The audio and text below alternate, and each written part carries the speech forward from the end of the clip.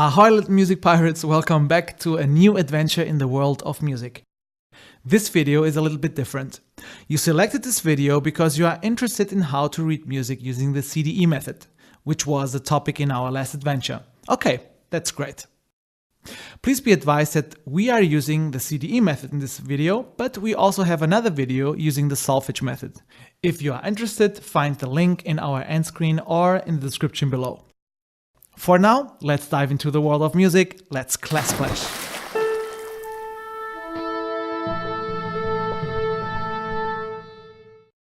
In the world of music, there are two ways to call the music notes. It depends if you want to call them just by the duration, also called note value, or by the pitch. So what is the pitch?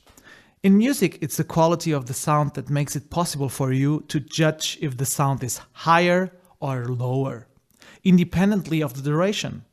So it's focused on the height. So if a music note is placed very high, it has a high sound. If you place the music note lower in the stave, it will sound lower. So we can say that a pitched note is always related with a stave and a specific clef.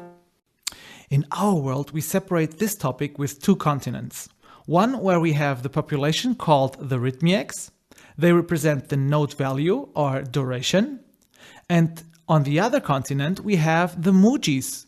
They represent overall the pitch or height of the music note. Now, an important note. A rhythmiac can be transformed to a Muji with the effect of the magical key that we call clef. Sometimes the Mujis look like animals, but this only happens when they are little babies. So in this image you can see how the music note can be transformed over the time, going from rhythmiac to a grown-up Muji. Oh yes, before we start, based on this information that I gave you, what do you think? How should we call the music note that is always traveling between our worlds? Is it a rhythmiac or a Muji? For that, please comment below. There are wonderful music teachers out there using different methods related with sight reading. Sight reading means reading and performing a piece of music or song in music notation. Today, I simply will show you 2 of 5 different methods to introduce you to read music, and we will do some exercises. The other methods will be part of the videos that follows. Please be advised that, like everything in life, it's always a matter of practice. But for now, let's use the magic of the treble clef and see how it will affect the music notes. The following method is addressed for children from 3 years up. The act of singing has a deep impact in children even when they are in mother's belly. Even to learn sight reading, reading music, a joyful way to do it is to have a simplified stave with a very simple melody and to sing along with it using the note names. For that, in the world of music, when we play on the glockenspiel, some people call it xylophone, but the right term is glockenspiel, it will magically place the music note in a very simplified stave, and you can compose music. So for now, give your attention to each music note. You will hear the melody and then you have to repeat it. After 5 exercises, I will ask you some questions.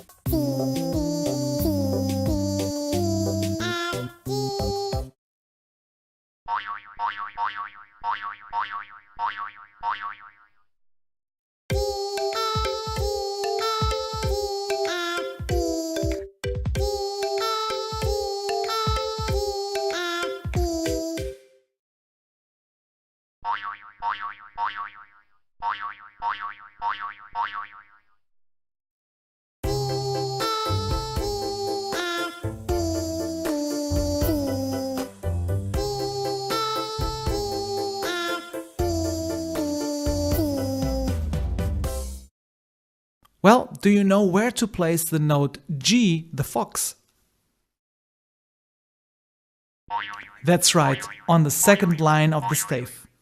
Do you know where to place E, the giraffe? That's right, on the first line of the stave. What about F, the elephant? That's right, on the first space between the first and the second line. Well, this was really fun. You did it! So the second method today is recommended for beginners between 10 and 12 up.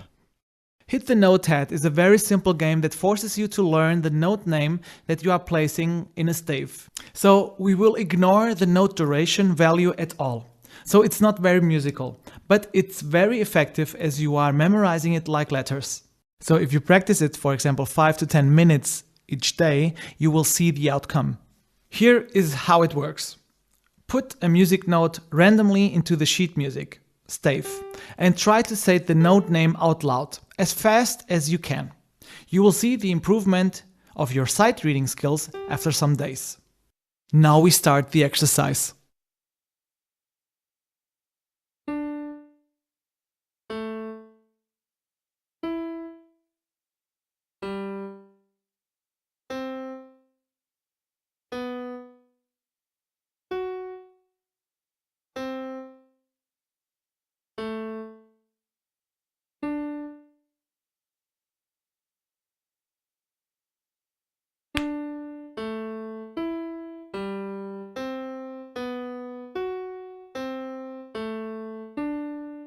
Well, you got it. You hit the Note Head. You will find in our description a link to download an empty sheet that you can print out to practice this game. You will also find a link to download the free version of Cornelius Composer that we are using here. It offers you a very interesting feature to learn sight reading that we will demonstrate in our next video. But for sure, you can use any notation software out there. A very important note. Under no circumstance, write the name below a music note. This way you will never learn to read music. It's like reading subtitles of a whole movie without being able to see the beauty of the picture. I honestly hope that this video was useful for you. If you have any question or suggestion, please comment below, and please don't forget to subscribe to our channel. Hope to see you very soon in this different world full of music.